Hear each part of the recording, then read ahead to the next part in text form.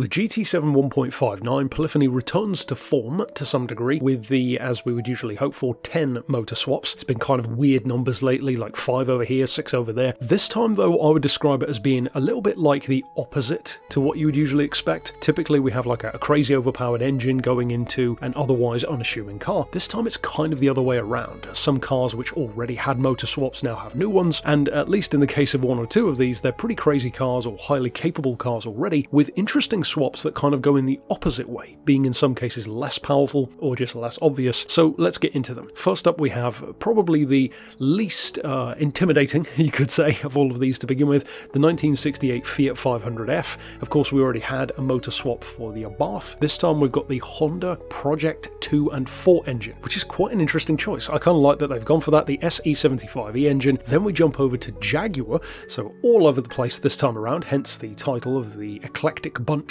with the V12 engine from the XJR9 Group C car, of course a Le Mans winning legend, going into that F-Type. I really do wish though that we'd had the all-wheel drive version of the Jag in the game. In this guys, yeah, of course it's going to be a lot quicker, but it would be an absolute monster off the line with a V12 and all-wheel drive. Next in line we have a classic Nissan, the Fairlady Z432 from 1969. Now, thanks to a new addition, you have the option of 2 different swaps, the S15 Silvia on the one hand, or the R34 Skyline on the other hand. So kind of keeping in what you'd expect with the Nissan family, you could build a drift car, you could build a time attack car, so the option is there. Then we have 3 vehicles back to back with the MDYA Porsche 911 engine option. First up, the Carrera RS Club Sport of the 993 shape. That's the 1995 shape car in particular. Of course we did a Special Projects GT2 build, which you can see here in the video, replica of that one, so that's a new motor swap there. Then a pair of Caymans, both the road-going GT4 Cayman and the Club Sport version, which of course is represented in the Group 4 category, both from 2016,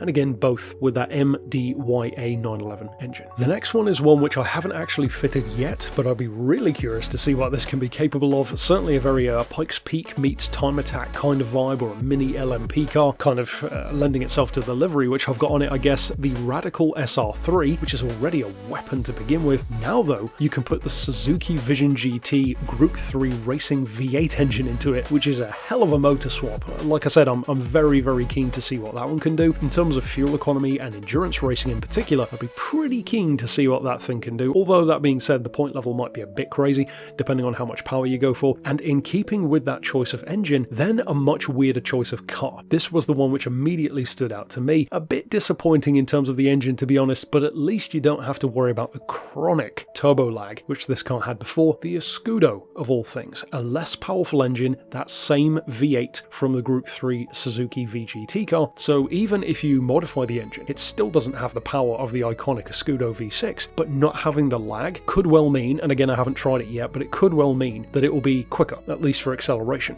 So again, that could be quite a useful one. Personally, when I saw that the Escudo had a swap, I was really hoping for something just ridiculous, kind of like as a throwback to Gran Turismo of old, like a Red Bull swap or a Tomahawk swap. Of course that was never going to happen, but imagine an Escudo with a 2500 horsepower Tomahawk X engine. That would just be great. It'd be like Gran Turismo 3 pulling wheelies all over again. Next up, we return to the world of the MDYA Porsche 911 spec engine, this time though in a Toyota, the GR86 RZ from 2021. I must admit, barely done anything with this car. I don't spend a huge amount of time on 86s in general. This one I've barely even driven beyond just doing the review for it. And last but definitely not least, another vehicle which of course was in the thumbnail and which we already had a motor swap for, and that is of course the Toyota Tundra TRD Pro, again a car which we featured in Special Projects. You could already have the Lexus SC430 racing engine, an engine which is pretty heavily featured in the game already in terms of what it can go into. Now though, if that just wasn't powerful enough for you, you can drop the Demon Challenger engine into it, which is very cool, very monster truck-esque. Then again, Toyota themselves did do a Pikes Peak Tacoma, so I guess you could kind of build something like that out of this. That's it for the wrap-up of 10 though. Not crazy in terms of the engines themselves. They are in some cases engines which we've seen before or had use of before, but certainly an interesting mix of the cars that they can go into. The one which I still find the most fascinating is the Escudo, kind of a missed opportunity on the silly factor, but perhaps more useful in practice.